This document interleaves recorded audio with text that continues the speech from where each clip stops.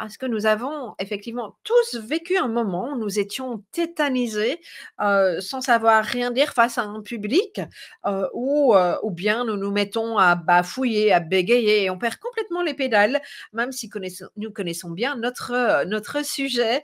Alors, la haute sensibilité a-t-elle un impact sur ce type de situation?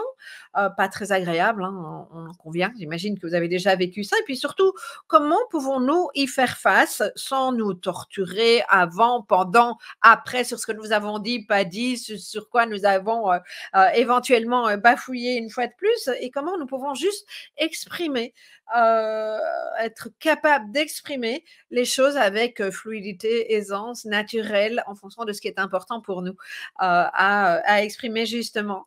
Alors bonjour, je suis Nathalie Alsten, fondatrice du Congrès d'Ouance et créatrice de liens entre les émotifs talentueux. Je suis très heureuse de vous accueillir pour cette interview. Mon invité du jour, c'est Catherine Serru, et Catherine est formatrice de prise de parole en public et elle va nous parler aujourd'hui du thème « Prendre la parole avec aisance, même quand on est émotif ».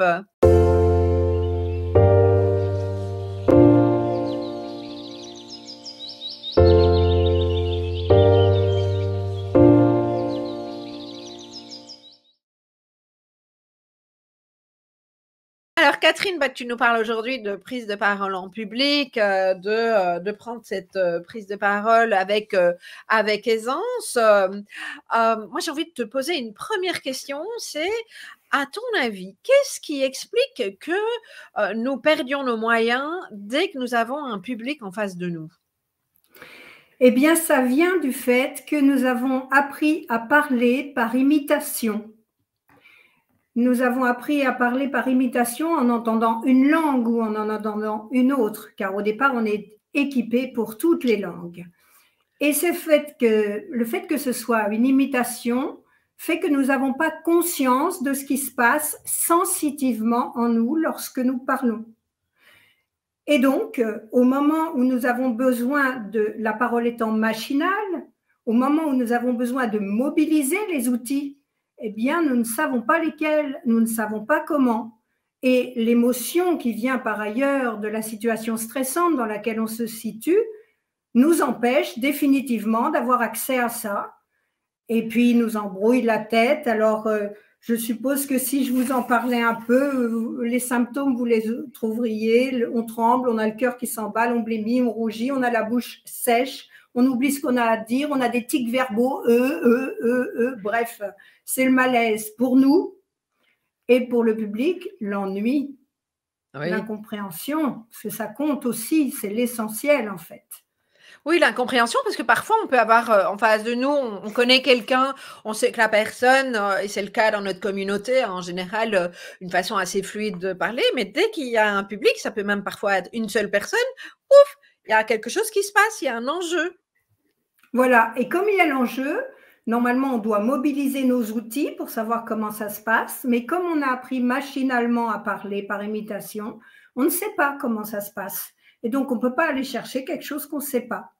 On le fait instinctivement quand on est détendu, mais au moment où il y a un enjeu, ça disparaît. Puisque effectivement, ce que je comprends que tu nous dis, c'est qu'on imite, et donc en fonction de qui on a eu dans notre entourage, ça peut avoir un impact aussi. Donc si, moi je me rappelle, j'avais un tonton avocat et il m'impressionnait quand j'étais petite, parce que quand il parlait, on avait l'impression qu'il plaidait, il parlait très bien, il avait le sens des mots. Est-ce que ça peut avoir un impact si, en tout cas, tu as été baigné dans ce genre de discours et manière de parler quand tu étais enfant, ou pas forcément? Oui, ça peut avoir un impact, c'est-à-dire qu'on va être naturellement plus enclin à parler facilement, mais ce n'est pas pour autant qu'on remonopolise, et c'est pour ça que pour les HPI, HPE, c'est très important, notre sensitivité. Je ne parle pas de sensibilité, je parle de sensitivité, pardon. L'hyperesthésie, à la fois on est parfois privé de notre corps, hein, tu l'as déjà dit à plusieurs reprises, je l'ai entendu plusieurs fois, et en même temps, on a une aptitude à renouer avec une sensitivité précise. Donc, ça va parler, puisque ces outils-là qu'on va monopoliser, même si on a un entourage qui parle très bien, il faut qu'on soit nous, avec nos propres moyens, qu'elle soit à notre disposition. Mais donc, la sensitivité, en quoi est-ce qu'elle peut venir nous ennuyer, justement, ou nous empêcher d'être dans cette aisance face à un public? Alors, c'est la sensibilité qui OK. va nous éloigner. D'accord, OK. L'émotivité. La sensitivité, au contraire, si on la travaille, parce que j'avais l'habitude de dire, je ne suis pas Mary Poppins, donc la méthode que je propose et que je partage est une méthode qu'il faut travailler. Ce sont des petits outils. On n'a pas vu un danseur faire un entrechat sans s'être entraîné à la barre, un violoniste nous sortir, etc., un concerto sans s'être entraîné. Donc là, c'est pareil, il va falloir s'entraîner. C'est-à-dire qu'il va falloir reprendre conscience précisément de tout ce qu'on utilise pour parler. Et c'est ça la sensitivité. On va y venir un petit peu si tu veux. À ton avis, qu'est-ce qu'il faut pour parler? Qu'est-ce qu'on utilise pour parler dans notre corps? Qu'est-ce qu'on utilise pour parler dans notre corps? Moi, la première chose qui me vient, c'est l'émotion. En tout cas, c'est là-dedans que je suis. Je ressens et voilà, et la connexion à l'autre. Ça a l'air très compliqué pour moi, par exemple, de faire des vidéos toute seule quand je n'ai pas un interlocuteur en face de moi. Je n'ai pas cette connexion et donc l'émotion passe pas. Alors ça, je suis tout à fait d'accord, mais tu m'as pas parlé de ton corps. Non. Tu m'as parlé de quelque chose qui n'est pas assez précis. Moi, je vais aller dans la précision la plus extrême de la sensation physique.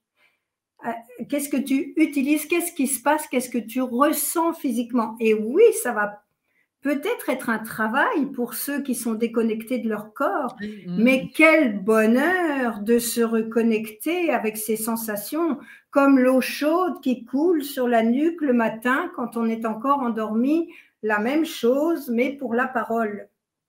Alors, on utilise d'abord la respiration, j'en vais en parler un petit peu, et puis pour émettre des sons, quelque chose qui passe ici, et quelque chose qui se passe dans la bouche pour que ce soit articulé et qu'on en parle. Et c'est ça qu'on réapprivoise en fait. C'est pour ça que c'est des outils dont tout le monde peut se servir. Mais donc, ce que j'entends aussi, quand tu parles de la bouche, c'est comme si on reprenait conscience du mouvement et de la parole et du son qui sort. C'est ça, en fait. C'est exactement ça. Dans la conscience de… Ah, oui, c'est exactement ça. Et comme on va avoir une conscience à soi plus fine, plus importante, à la fois on est plus présent, mais avec le seul objectif qu'on ait ce qu'on appelle une logique de destinataire, c'est-à-dire que ce soit notre interlocuteur le plus important. C'est parce qu'on veut qu'il entende, qu'il comprenne, voire qu'il soit convaincu que nous allons utiliser tous ces outils. Moi, je suis une ancienne phobique de prise de parole en public, mais vraiment très, très fort. Par exemple, quand j'avais un oral au moment des examens au lycée, en fait, je sortais de mon corps, quoi. J'étais plus là, dissociée, en blanc, et je n'avais même plus accès au cerveau. Okay? C'est ça. Donc, j'entends bien ce que tu me racontes, mais j'imagine à ce moment-là que je ne vois pas comment j'aurais pu le faire, tu vois. C'était tellement… Tu ne peux pas faire si tu n'as pas réappris. Voilà. Tu sais, quand tu t'es cassé une jambe, quand tu t'es cassé une jambe, il faut réapprendre à marcher. C'est enfin, mettons, ça dure un certain temps. C'est ankylosé. Le kiné t'aide à refaire des mouvements. Parce que la marche aussi, elle a été machinale et par imitation. C'est parce qu'on a vu nos parents debout, enfin, ou les gens qui nous ont éduqués, que nous marchons debout. Sinon, on ne serait peut-être jamais levé. Tout à fait. Donc, tout à fait. Le kiné nous réapprend. La mémoire kinesthésique est une mémoire qui reste plus longtemps, mais qui nécessite du temps d'apprentissage. Alors, peut-être que si j'en viens au mécanisme, ça te parlera. C'est comme une boîte à outils. Il y a 4 outils plus la respiration. Ces 4 outils, le premier, on en a parlé, ça va être l'articulation. Et le travail, il est de savoir, alors je te parle du français, évidemment, parce que chaque langue a sa spécificité. En français, on a 2 sortes de lettres. On a des consonnes, qui vont être le squelette qui permet de tenir debout à notre parole. Et on a les voyelles ou les phonèmes voyelles qui sont en, on, ou, qui sont de la résonance, qui sont la chair. Et ça va faire notre parole. Les sons qu'on va sortir. Et en français, on a une spécificité qui est l'articulation en cul de poule. En cul de poule, tu vois, parce qu'il faut muscler les lèvres, parce qu'on a beaucoup de labial, le B, le P, le V, le F, le M, le N. Tout ça, ce sont des labiales. Et oui, mais je souris pas, je rigole pas de toi, je précise, mais en fait, je ris surtout de moi. Et puis parce que j'ai remarqué ça aussi dans mon entourage, beaucoup de personnes concernées par le haut potentiel ont besoin de parler vite. Et en fait, il y a un moment donné où tu vois, le machin, ça se mélange. C'est pour ça que je rigole, en fait. Mais moi, si tu veux, c'est comme ça. Alors, j'ai fait le chemin inverse, c'est-à-dire que j'ai d'abord compris que la prise de parole me faisait un bien fou. J'ai appris ça chez mon prof de théâtre, un grand monsieur, Jean-Laurent Cochet, à Paris, il y a 10 ans seulement que je pratique ça. Il a formé les plus grands comédiens français, même si lui est moins connu, notamment Fabrice Lucchini, qui va parler, je pense. Voilà. On l'aime ou on le déteste, mais on ne peut pas dire qu'il n'a pas une aisance de prise de parole. Et pourtant, c'est un inquiet aussi. Oui. Voilà. Il le dit d'ailleurs, il l'exprime. Voilà. Donc moi, j'ai commencé par découvrir cette technique en la pratiquant, en me rendant compte que ça va au-delà de la prise de parole en public. C'est une prise de parole et une maîtrise de son corps qui fait du bien-être tout le temps, en fait. C'est par ce biais-là que j'ai repris contact avec mon corps. Et il n'y a que 2 ans que j'ai appris que mon mode de fonctionnement avait un nom, ou plusieurs, selon, et que j'étais pas ni toute seule, ni folle, ni malade. Donc ça, c'est très récent. J'ai encore du boulot pour aller bien. Mais en tout cas, cette prise de parole, c'est une des clés d'entrée pour à la fois être bien quand on parle, à la fois convaincre son entourage, puisque en général, quand on parle en public, c'est qu'on a quelque chose à défendre. Bien sûr. Et voilà, d'être bien avec soi-même aussi. Alors, l'articulation. L'articulation, ça, c'est le premier point, tu vois, que tu mets en avant. Et donc, tu nous dis que ça se pratique avant. On s'exerce à articuler. Donc, exactement. Voilà.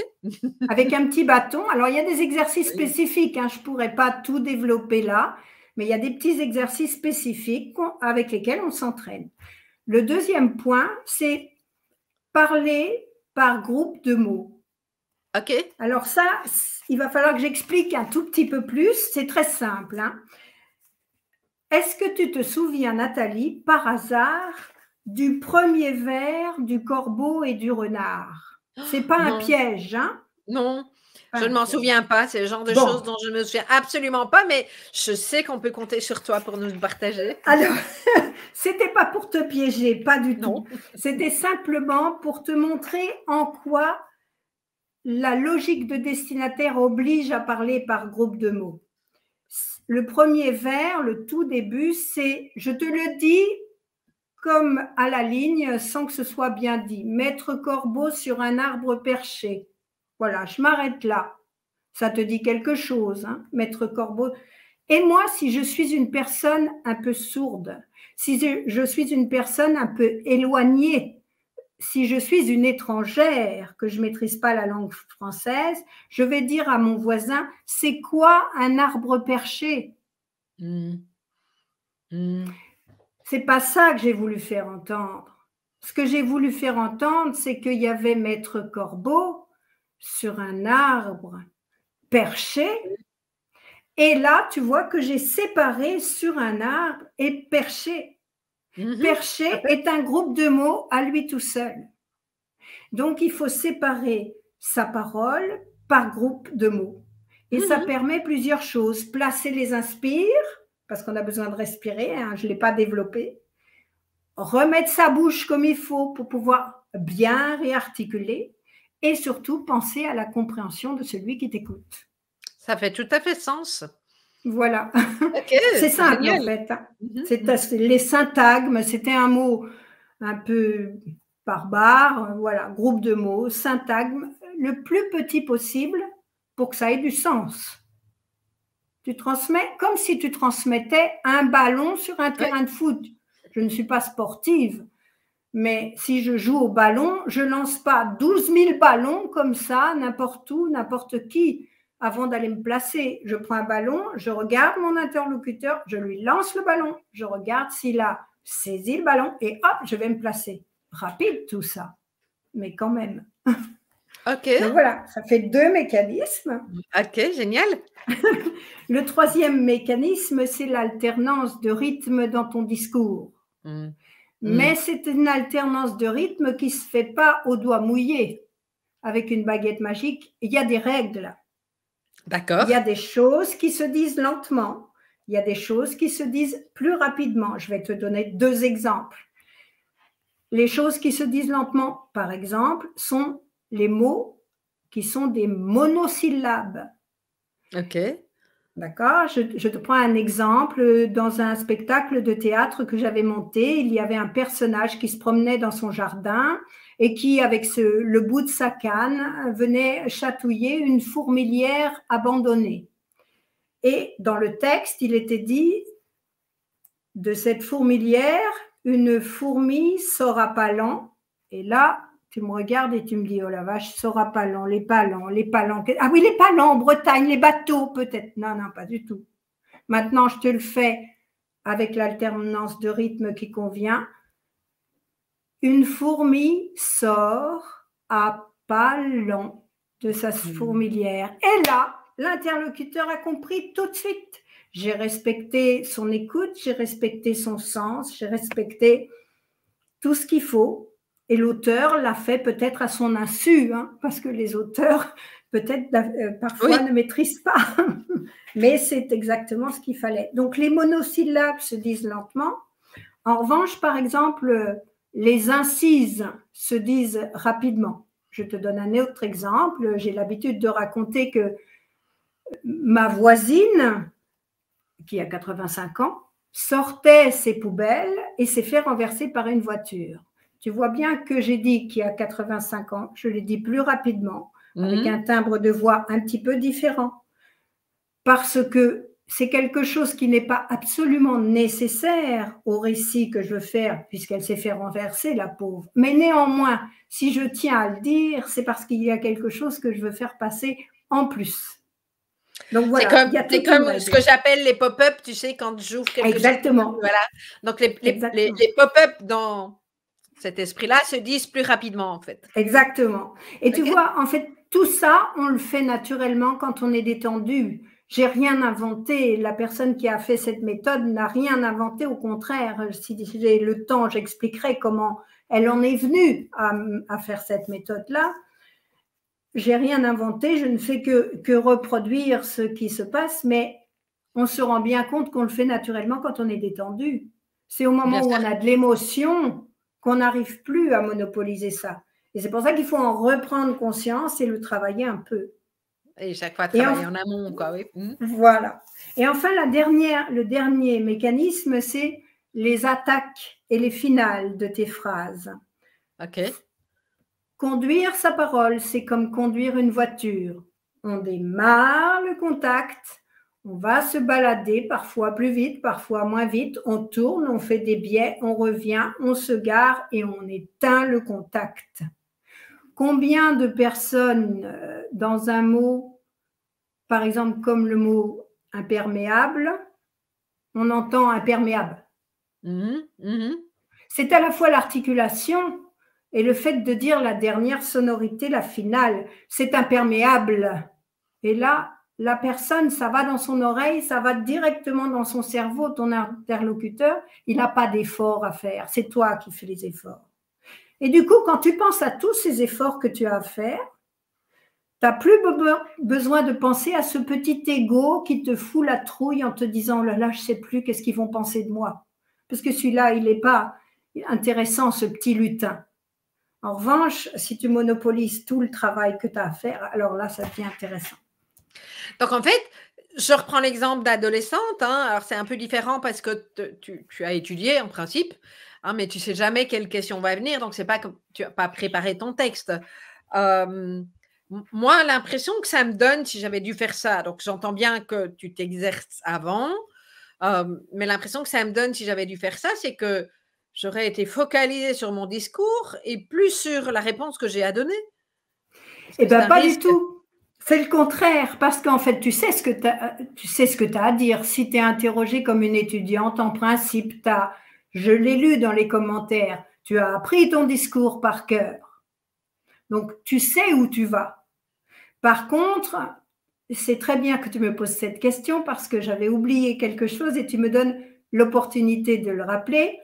En français, le mot inspiration pour prendre la parole, c'est le même que inspiration, j'ai une idée. Et le fait de parler par groupe de mots te permet de réinventer ton discours en sachant où tu vas et en prenant le temps. Je le fais là, tu vois, pendant que je te parle, je le fais. Et c'est l'entraînement qui va faire la différence. Un entraînement tout seul dans sa chambre, mais pas que ça tout seul dans sa chambre, c'est les exercices d'articulation ou de respiration.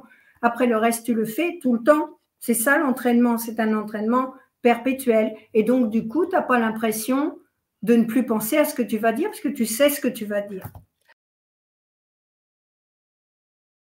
L'expérience que j'en ai, hein, phobique, je continue la suite pour les personnes qui pensent vraiment, oui, mais toi, tu as facile. Hein, donc, pour les personnes qui êtes là et vous vous dites, non, moi, je ne vais pas y arriver. Moi, le nombre de choses que j'ai plantées, le nombre de fois où je ne suis pas parvenue, j'ai eu une mauvaise note à mon travail de fin d'études parce que j'avais des cartons, j'avais les yeux dans le carton. Hein, et que la dame m'a dit, tu connais ton sujet à fond, pourquoi est-ce que tu prends tes cartons? Elle m'a enlevé des points, ça m'a fait râler, l'injustice du HP.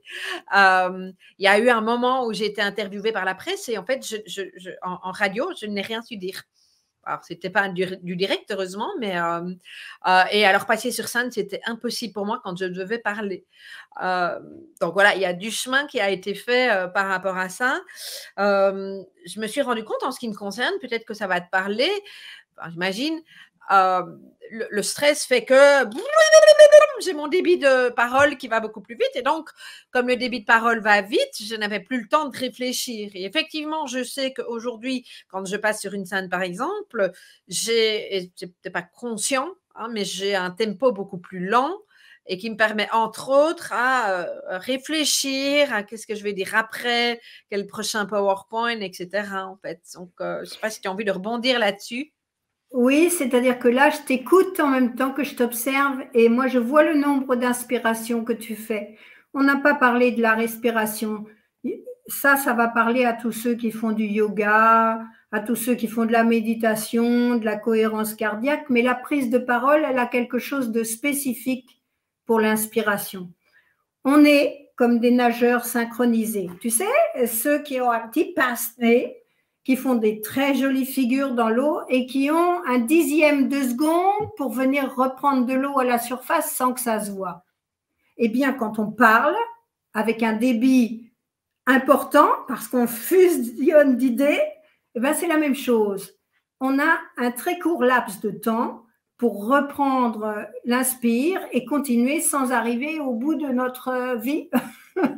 Et puis avec une voix qui va monter au fur et à mesure parce qu'on n'a plus d'air, parce que je n'ai pas développé, mais c'est l'air qui fait la puissance et le médium qui montre que tu as l'air détendu, même si tu ne l'es pas, et qui te détendra quand même. Ouais, donc, si tu veux, c'est ça. On a cette spécificité-là de reprise d'air. Je vois que tu le fais, je vois le nombre que tu peux faire, et je pense que tu pourrais aussi encore faire, tu vois, parce que c'est un entraînement. Ça, c'est un entraînement. Ça, c'est un vrai entraînement. L'inspire, c'est plus d'inspire, c'est des inspires plus longs. Qu'est-ce que tu conseilles? Oui, en fait, si tu veux, c'est le diaphragme. Il faut se rappeler comment est le diaphragme, un parachute.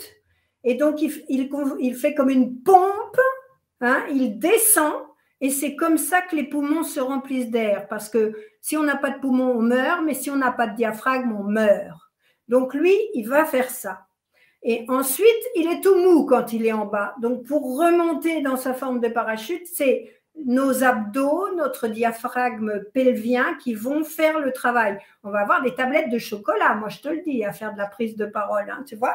Donc, on fait remonter et puis une fois qu'il est là, hop, on le fait descendre rapidement. C'est la descente rapide, et ça, on revient à la sensitivité possible de ceux qui ont HPI, HPE et d'autres aussi, en tout cas ça s'entraîne, sentir ce travail du diaphragme qui s'abaisse vite.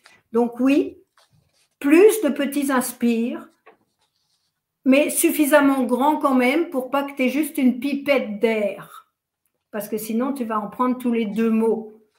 Et le but n'est pas là. Le but est d'avoir la liberté de le prendre quand tu en as besoin. Ça aussi, ça trouble les personnes qui vont prendre la parole en public. Est-ce que je vais avoir assez d'air? Alors, on ne se le dit pas comme ça, mais on en a eu une expérience avant et on se rend bien compte que ça nous manque. Or, oui. On a le temps. Il ne faut pas avoir peur du silence. Le silence n'est pas un silence si c'est une inspiration. On est suspendu. Regarde, quand on raconte des histoires à des enfants, on le fait ce silence et cet inspire pour leur faire peur avec le grand méchant loup au coin du bois qui va sauter. Ben, c'est la même chose. Oui, et je vais peut-être m'adresser ici, parce que moi j'ai parlé des examens, tu parles de prise de parole, on peut imaginer en public et sur scène aussi, mais quand on est dans une présentation professionnelle, par exemple, on n'est pas forcément dans quelque chose que je vais qualifier de théâtral. C'est juste mon regard que je pose là-dessus. On a besoin d'être naturel, etc. Et je pense effectivement que dans le monde de l'entreprise, en particulier, on ne s'autorise pas, même si on sait le faire, à poser des silences. Exactement, ça c'est terrible. Alors qu'en fait, on ne s'autorise pas. Et si on s'autorisait, souvent, on ferait la différence avec les autres candidats. Et c'est malheureux parce que une fois qu'on a pris ça, en fait, on redevient plus soi-même. Ça paraît très artificiel, mes petits outils, parce que je les décortique, que je les explique et que je dis qu'il faut les pratiquer. Mais en réalité, on le ferait dans un moment de détente, donc c'est inné, mais il faut en prendre conscience. Et plus on va en avoir conscience, plus en fait on redevient soi-même et plus on prend le temps et plus on fait la différence. Par exemple, tu vois, il y a une chose pour les personnes qui se présentent. Je travaille avec des personnes qui recherchent un emploi, et notamment des femmes. On fait partie d'un dispositif qui s'appelle Castelnau donne des ailes dans ma commune et qui aide des personnes, des femmes, à retrouver un emploi.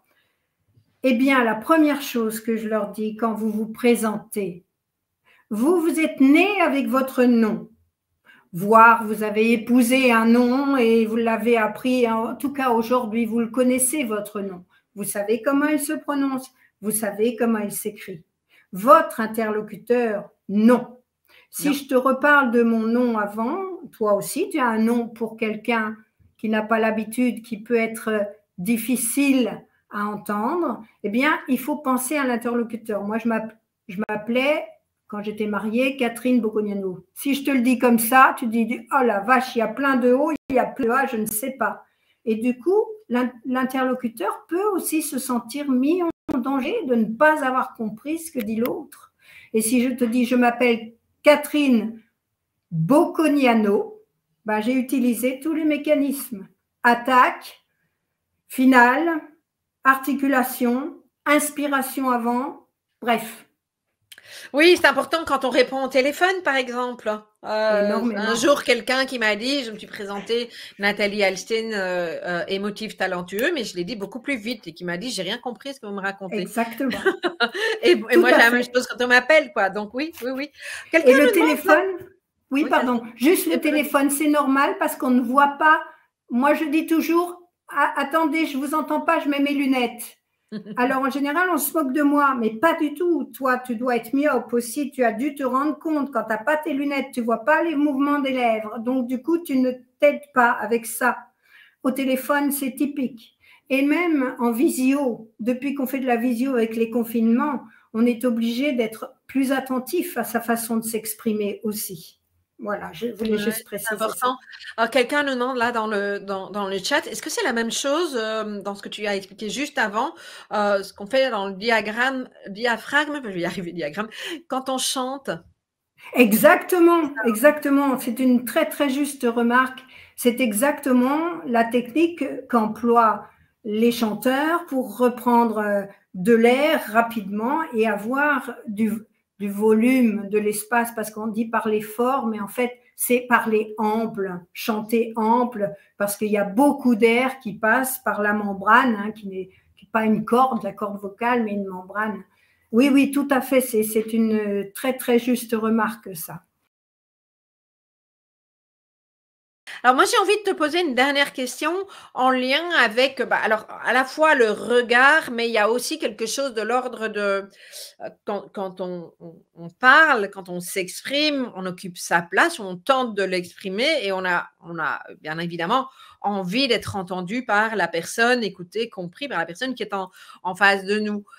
Et c'est pas toujours évident, hein. Entre autres, je Non. sais que chez certaines personnes concernées par le haut potentiel ou la haute sensibilité, quand il y a un conflit ou qu'on croit qu'il y a un conflit, parce qu'on peut aussi se faire un cinéma, c'est peut-être moins évident émotionnellement que juste la prise de parole. Alors, ça va dépendre d'une personne à l'autre, mais juste la prise de parole pour faire une présentation. Donc, quand on est effectivement dans cette crainte de l'autre, du regard de l'autre, du conflit, est-ce que tu as quelque chose de particulier à nous proposer par rapport à ça ou est-ce que c'est la même technique? Non, pour moi, c'est la même technique, c'est-à-dire que je dis pas que ça va pas arriver. Bien sûr, il y a des gens qu'on va sentir fermés et dans les examens, c'est pareil, parfois peut-être dans les entretiens d'embauche aussi. Mais alors, du coup, il faut pas regarder l'autre en tant que tel, il faut se recentrer sur soi, sur ces mécanismes qu'on a travaillés et faire ce job. On ne changera pas le regard de l'autre, malheureusement, ou pas, j'en sais rien en fait. Oui, oui, enfin, ça lui appartient, mais Ça lui effectivement, c'est appartient. déstabilisant, hein, ouais. Voilà, c'est très déstabilisant et pour pas se déstabiliser, la seule possibilité, c'est de revenir à soi. Mais pas de revenir à soi avec le regard de l'autre, justement, qui est plutôt inquiétant dans ce moment-là, mais avec son propre regard du travail qu'on a envie de faire. Je ne vois pas autre chose. Après, ça rentrerait dans de la psychologie qui n'est pas du tout liée dans cette technique-là, en fait. Après, je pense qu'effectivement, il y a, en fonction de notre histoire de vie, hein, certainement, c'était mon cas, hein, ça représentait quelque chose. J'ai travaillé effectivement cette phobie de la prise de parole parce que C'est ça. le regard était quelque chose de compliqué. Donc ça, je l'ai travaillé individuellement. Mais ce que toi, tu proposes, c'est en parallèle pour certaines personnes, hein, C'est ou ça. pas en parallèle, juste ça, entre guillemets, juste dans le sens je Oui. pratique, hein, sans vraiment, c'est ces 4 axes plus la respiration qui permet C'est d'être ça. focalisé sur la bonne chose. Mais je retiens, je savais, mais ça me rappelle effectivement le fait de parler plus lentement, d'articuler. Finalement, quand Alors, je vais te montrer, si tu veux, j'ai un petit bâton. ouais, ouais, Tu prends un petit bâton comme ça, tu le mets à l'horizontale et tu fais ba, be, bi, bo, bu, avec toutes les consonnes. Mais l'idée, c'est pas juste de le faire pour le faire, c'est de te dire, voyons, où est ma langue?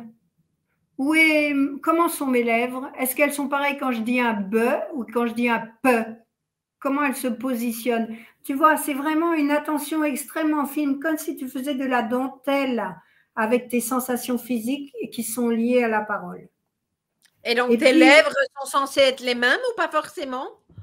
non, parce que quand tu dis, alors j'ai eu une expérience avec une chinoise, Ouais. j'ai donné des cours de prise de parole à une chinoise et qui m'a dit, ah, quand j'ai appris à parler français, si j'avais eu ça, ça m'aurait beaucoup aidé parce que en chinois, Paris, non, pardon, j'allais te dire une bêtise, Pékin se dit Beijing. Ah ouais. Pékin, Beijing. Eh bien, tu vois, dans la prononciation, quand tu fais un P, tu mets le haut de ta lèvre sur le bas de ta lèvre, OK. le haut de ta lèvre du Oui. dessus sur le bas de ta lèvre du dessous. Pékin. Et au départ, tu forces le trait, bien sûr, quand tu le travailles. Alors que quand tu fais un b, b, c'est quand même la musculature de tes lèvres qu'il faut travailler, mais c'est l'intérieur de la lèvre. Et donc, tu vois, c'est cette redécouverte de la conscience des sensations qui fait la différence. Super, merci Voilà. Catherine. Si vous avez apprécié cette interview, bien, dites-moi ce qui vous a inspiré en commentaire, si vous le voulez bien. Et puis, tout simplement, vous pouvez aussi me mettre un petit pouce pour m'encourager à interviewer d'autres personnes. Si vous souhaitez mieux vous comprendre et découvrir des clés pour vivre votre singularité comme une force, je vous laisse télécharger notre magazine Regard pluriel sur le haut potentiel et vous trouverez en description de cette vidéo. Il est gratuit. À bientôt!